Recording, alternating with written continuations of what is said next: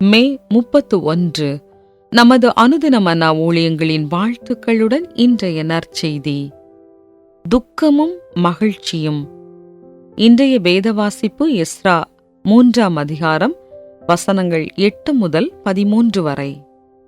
அவர்கள் எருசலேமில் உள்ள தேவனுடைய ஆலயத்திற்கு வந்த 2ஆம் வருஷம் 2ஆம் மாதத்திலே செயல்தியேலின் குமாரனாகிய செருபாபேலும் யோசதாக்கின் குமாரனாகிய யெசுவாவும் மற்றுமுள்ள அவர்கள் சகோதரராகிய ஆசாரியரும் லேவியரும் சிறையிருப்பிலிருந்து எருசலேமுக்கு வந்த அனைவரும் ஆரம்பஞ்செய்து 20 வயது முதல் அதற்கு மேற்பட்ட லேவியரை கர்த்தருடைய ஆலயத்தின் வேலையை நடத்தும்படி வைத்தார்கள்.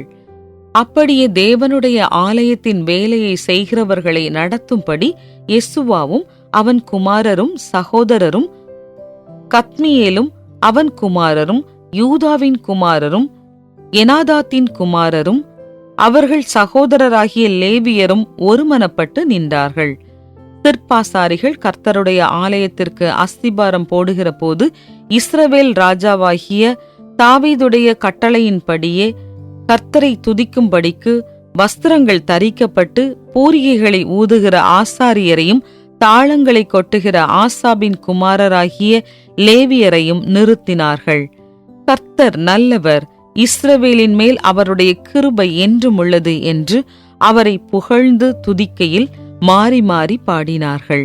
கர்த்தரை துதிக்கையில் ஜனங்கள் எல்லாரும் கர்த்தருடைய ஆலயத்தின் அஸ்திபாரம் போடப்படுகிறது நிமித்தம் மகா கெம்பீரமாய் ஆரவாரித்தார்கள். முந்தின ஆலயத்தை கண்டிருந்த முதிர் வயதான ஆசாரியரிலும் லேவியரிலும் பிதாக்கள் வம்சங்களின் தலைவரிலும் அநேகர் இந்த ஆலயத்துக்கு தங்கள் கண்களுக்கு முன்பாக அஸ்திபாரம் போடப்படுகிறதை கண்டபோது மகா சத்தமிட்டு அழுதார்கள். வேறே அநேகம் பேரோ கெம்பீர சந்தோஷமாய் ஆர்ப்பரித்தார்கள். ஜனங்கள் மகா கெம்பீரமாய் ஆர்ப்பரிக்கிறதுனால் அவர்கள் சத்தம் வெகு தூரம் கேட்கப்பட்டது. ஆனாலும் சந்தோஷ ஆரவாரத்தின் சத்தம் இன்னதென்றும் ஜனங்களுடைய அழுகையின் சத்தம் இன்னதென்றும் பகுத்தறிய கூடாதிருந்தது.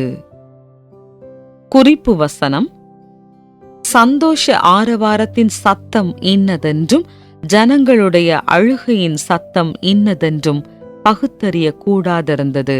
எஸ்றா 3:13.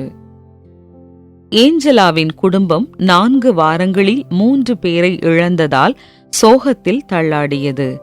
அவரது மருமகனின் திடீர் மரணத்திற்கு பிறகு ஏஞ்சலாவும் அவரது 2 சகோதரிகளும் 3 நாளாக உணவு மேசையை சுற்றி அமர்ந்து கொண்டு துக்கம் அனுசரித்தனர். மேசனின் இழப்பை குறித்து அவர்கள் அழுது கொண்டிருந்த போது அவர்களது இளைய சகோதரிக்குள் வளர்ந்து வரும் புதிய கருவின் அசைவுகளை காண்பிக்கும் அல்ட்ராசவுண்ட் புகைப்படங்களை பார்த்து அவர்கள் மகிழ்ச்சியும் அடைந்தனர். அவ்வப்போது ஏஞ்சலா பழைய ஏற்பாட்டின் எஸ்ரா புத்தகத்தை பார்த்து தேறுதல் அடைந்து கொள்வாள். பாபிலோனியர் எருசலேம் ஆலயத்தை தரைமட்டமாக்கி அவர்களை சிறைப்பிடித்த பின்னர் தேவ ஜனம் எருசலேமுக்கு திரும்புவதை குறித்த தகவலை அது பதிவு செய்துள்ளது. ஆலயம் மறுபடியும் எடுப்பித்து கட்டப்படுவதை எஸ்ரா பார்த்த பிறகு தேவனுக்கு துதி ஏறெடுக்கும் சத்தத்தை அவர் கேட்கிறார். ஆனால் சிறையிருப்பிற்கு முன்னர் மக்களின் துக்கமான அழுகுரல்களையும் அவர் கேட்டிருக்கிறார். ஏஞ்சலாவுக்கு ஒரு வசனம் மிகவும் பிடித்திருந்தது.